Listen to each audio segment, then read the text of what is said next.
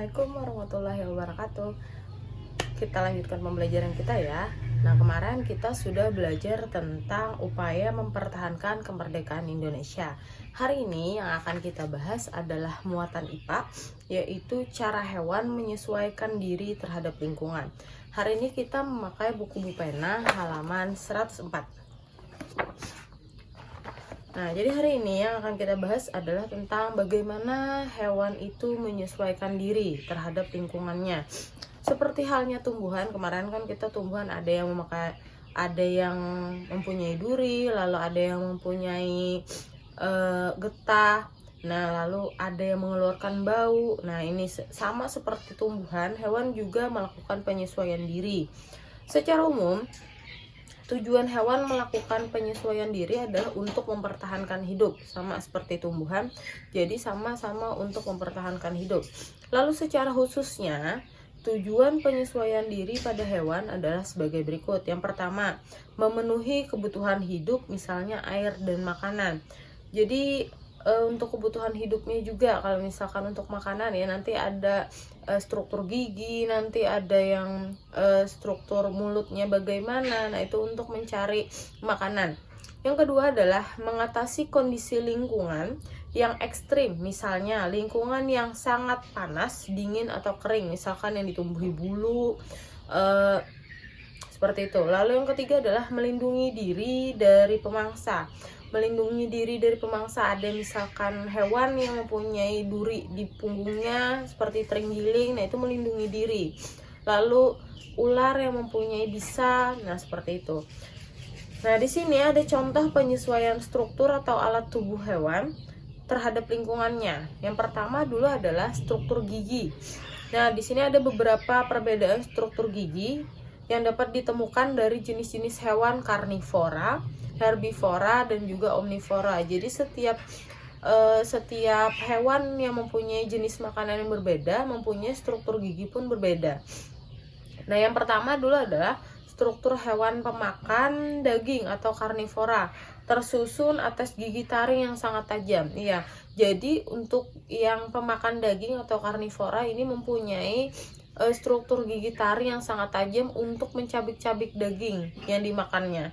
Contohnya itu adalah harimau, buaya, seperti itu. Lalu yang kedua adalah hewan pemakan tumbuhan atau herbivora. Memiliki susunan gigi yang terdiri dari gigi seri dan geraham. Nah, gigi seri itu yang di depan sini. Jadi untuk memotong-motong makanan supaya lebih kecil, dan geraham yang ada di sini itu adalah untuk mengunyah supaya lebih halus. Nah, itu adalah fungsi dari pemakan tumbuhan atau herbivora ini tadi, mempunyai struktur gigi seri dan juga gigi geraham.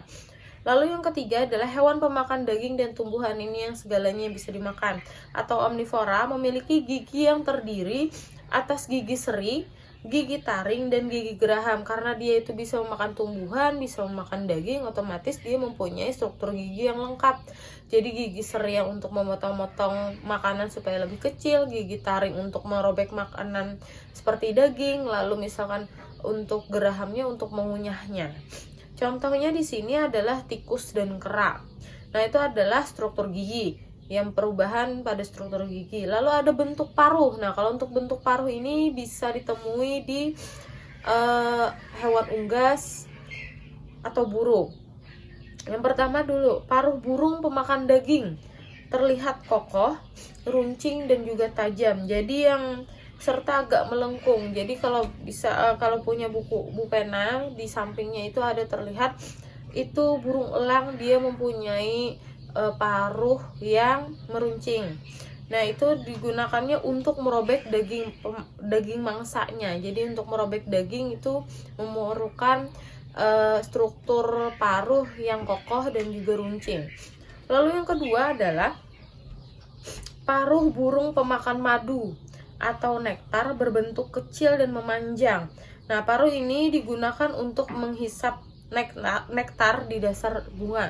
Jadi paruhnya itu kecil dan juga memanjang supaya bisa ditusukkannya ke bunga untuk mengambil sari-sari bunga itu, atau yang disebutnya dengan nektar. Nah, ini contohnya adalah burung kolibri. Lalu yang ketiga adalah paruh burung pemakan ikan berbentuk panjang dan berkantong yang digunakan untuk membawa ikan hasil tangkapannya. Nah, kalau untuk yang pemakan ikan ini panjang lalu ada kantongnya. Itu contohnya adalah paruh burung pelikan.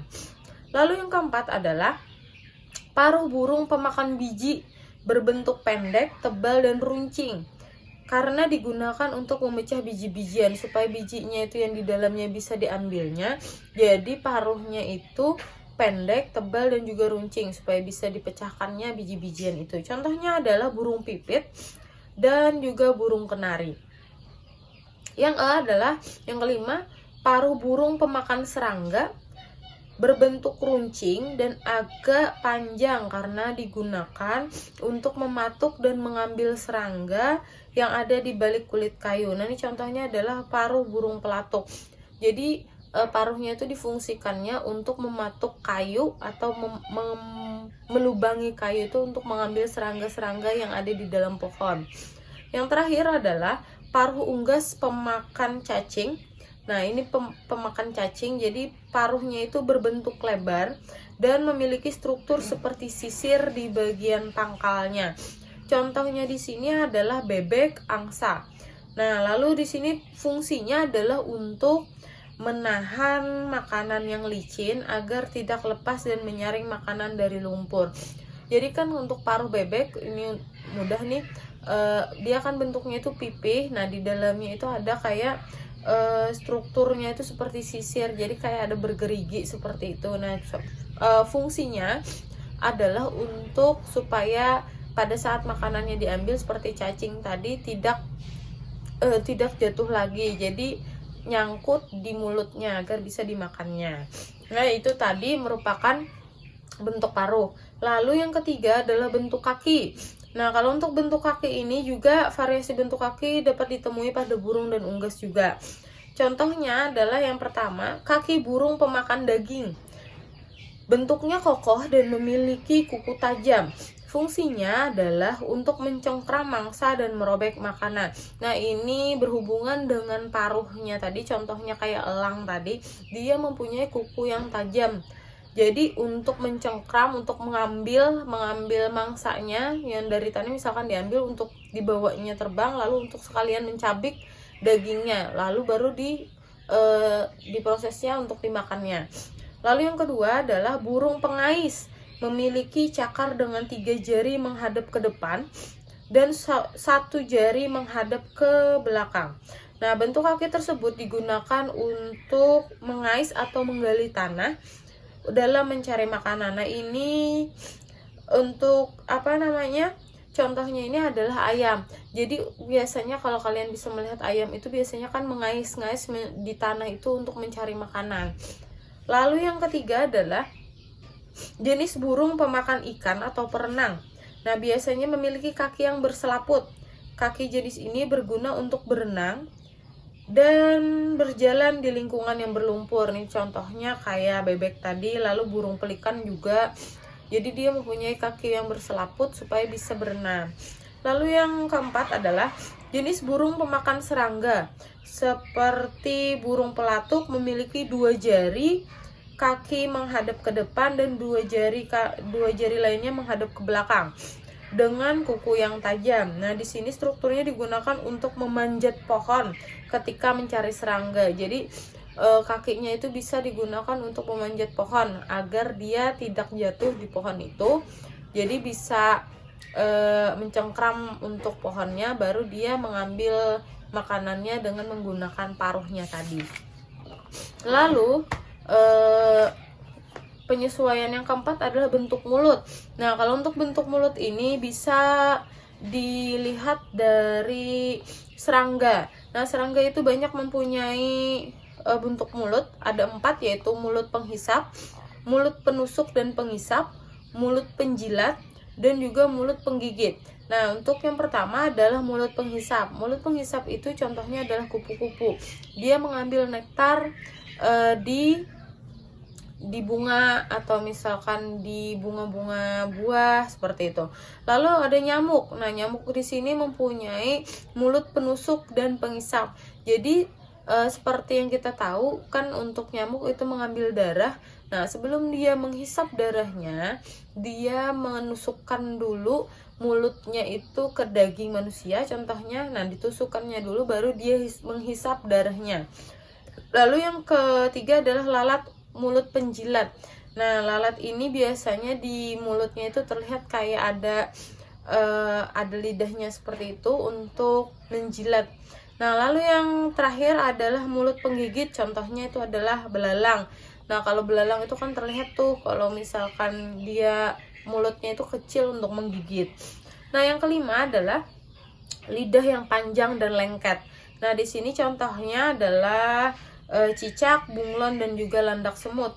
Nah, yang untuk lidahnya yang panjang dan lengket ini digunakan untuk menangkap mangsanya berupa serangga. Biasanya kan kalau cicak itu kalau ada serangga langsung diambilnya dengan menggunakan lidahnya saja. Nah, lidahnya itu tadi bisa memanjang dan juga strukturnya itu lengket. Nah, mungkin itu saja untuk penjelasan tentang cara hewan menyesuaikan diri terhadap lingkungan. Semoga bisa dipahami ya untuk pembelajaran hari ini. Assalamualaikum.